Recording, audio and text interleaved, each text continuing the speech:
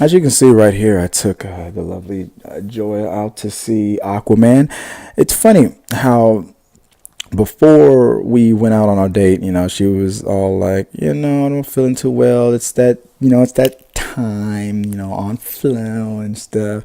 And then, we go out to eat and then we see Aquaman. Next thing you know, she's after the movie is over, just walking around, frolicking around the house and stuff. And I'm like, hey, I thought, what's happening? I thought that stuff was happening that happens every month. That's happening. Like, no, it's just magically it was gone. It's weird. It's weird how the day began, and it was that time, and then all of a sudden we're watching Aquaman, the king of the tides, and he's controlling everything. And Jason Momoa is all up in the water and stuff. And next thing you know, the Red Sea parts, so to speak. Like, hey, forgive me for saying it like that, but that's kind of weird. How and like now you want to be all kissy. No, don't be trying to kiss me now because you got to see Jason Momoa. It's not all that good. It's not going down like that. It totally went down like that. Thanks, Jason. You the man though. But overall, I love the movie, man. It was good. It's not one of those movies where I'm gonna go. I can see why people are going out there and watching again. Me and Joy were talking about it on the way back home, that a movie's gonna be successful if it has that factor where people are gonna go, I gotta see it again and again and again multiple times. There are already people saying that they are out watching it for the second and third time. People that are going to go see it because, just like Black Panther, a lot of people who don't even watch superhero movies went to support it because of the culture of it and the significance of it. Same thing with this, and I'm thinking not the significance and the culture of Atlantis, because it's not real, but probably the significance and the culture of how hot Jason Momoa is and what he can do to women who don't watch. Like what is Aquaman? I don't know anything about Aquaman. I don't watch comic books and movies and all that stuff. But Jason, the dude from Game of Thrones, I will buy that ticket. So that's what's gonna happen when you get the regular movie going audience to go see it, the lower hardcore fan base to go see it, and people who don't even go to the movies to go see it, all because they want to see a shirtless Momoa, out there. Yeah. That's when you have a. I think this movie was the second week and it's already crossed 6, 7, 800 million worldwide. I think it's going to hit 1 billion. It's already surpassed Justice League and whatnot. People always keep saying it. It's surpassed Justice League. In comparison to all these other types of superhero movies and the equivalent to Avengers and whatnot, saying that it just surpassed Justice League is not saying anything at all anymore. Justice League made a lot of money, but it didn't make as much money as that it should have, being what it was.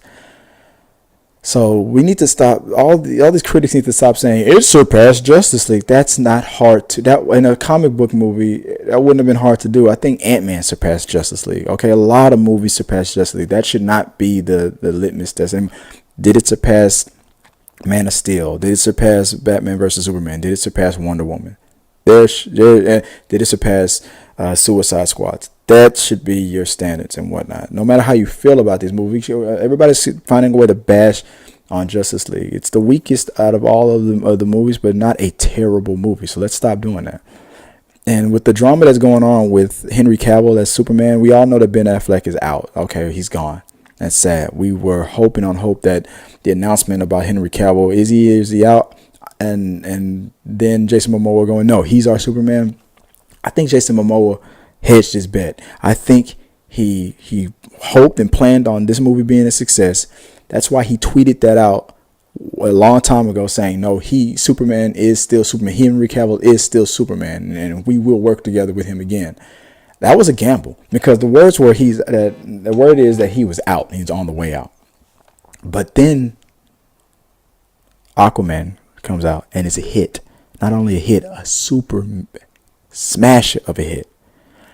Right, and pardon the pun, but like Campia says, the rising tide raises all ships.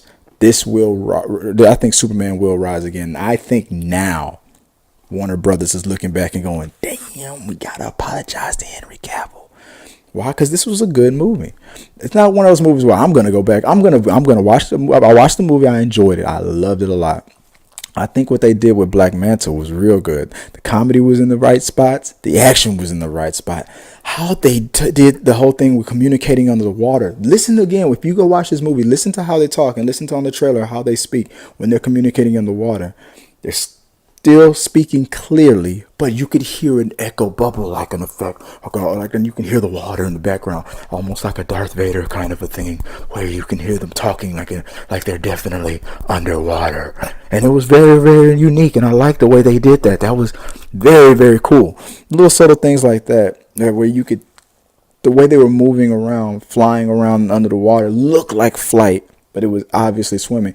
Even the little touches, the throwbacks, that everything that made Aquaman a joke back in the day made it cool now.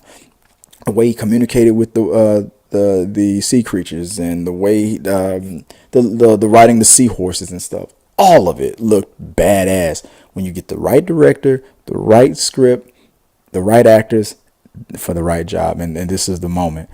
Black Manta turned out to be a pretty cool ass villain, and it turned out to be pretty awesome. The story, the son of the land, king of the sea, that whole thing came together. It worked. It made a lot of sense. It's also going to make people look at it and go, well, why didn't Wonder Woman do this? Why didn't Superman do that? And even at one moment, I was hoping for a flashback where like maybe to Man of Steel. Well, I was there. I was gonna save those people in the beginning of Man of Steel when you run that oil rig and it blew up and stuff. But then I saw you had it under control, so I just went back. That was weird. I saw you, but that would be stretching, trying to retcon history like that. But I would get a kick out of it. But overall, fun factor was through the roof. I loved it. Joy loved it, and thank you, Jason Momoa. I got some kisses and loves with that too. So, like I said, rising tide raises all ships. Yeah. So I appreciate the assist on that, bro. And gentlemen, go take your ladies out to see this movie, man. Trust me. Yeah. You'll enjoy it. Or ladies, just go see it by yourself. Like, what are you gonna do today? I'm just gonna run some errands. Just gonna go pick up some more water. Gonna go see Jason Momoa again. Jason Momoa took your girl. You seen these pictures where Jason Momoa is? Don't go to a comic convention with Jason Momoa. If I ever did one of these pictures with Jason Momoa where he wants to like hug up on one of the spots, I would ask to be the guy that they'll hug up on and have my wife be pushed away like yo, yeah, just go away or go away, and I'll be like with Jason Momoa, yeah. So that would be cool. But yeah, this was fun. I love the Aquaman character. He brings a lot of energy to it. It's like watching. I'm thinking the one time I was thinking, dude, Chris Hemsworth and Momoa need to get together, man. Thor and Aquaman. That's exactly what this is. The fun factor is big guy who's funny as hell. So you can have a beer with. That's what I want to see. I want to see Aquaman and Thor have a beer together. The best bar scene, fight, whatever it would in the world. There you go, Marvel and DC. And there was one point where I was hoping that even Stan Lee would make a cameo on this. I knew that would have been impossible. We saw it in Teen Titans Go to the movie, but I don't know why I felt like Stan Lee needed to be in this too. But it was weird. But let me know what you guys thought about it. Did you like the movie? Did you take your girl to go see it? Did you get the benefit? Did you reap the Momoa benefits from doing that? I'm sure you did. And let me know how it all turned out for you. No spoilers in here, guys. Don't ruin the movie for everybody. Do stay and watch through there's some extra stuff at the credits, so you can stay for that.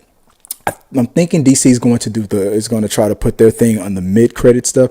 Marvel has been known to do both mid-credits sometimes and after-credit extra scenes, depending on the size of the movie. But I think DC is going to only do mid-credits, and that's going to be their thing. So Marvel can be after credits or both if they choose to be, since they're the ones that did it the most. DC is probably going to stick with mid-credits and then let the credits continue after that. I think that should be a DC. That would be a good little thing. Let the DC be the mid-credit ones, Marvel be the end credit ones, or both, depending on the size of the movie. If they need both. But DC should stick with that. Stay for the mid-credits. That's only one extra thing, mid-credit extra scene, and then you can go. But till next time, guys, let me know what you guys think. Hit that like, subscribe button, and let me know what you guys are always thinking. We'll comment to everything later on, and Until next time, guys. Yeah.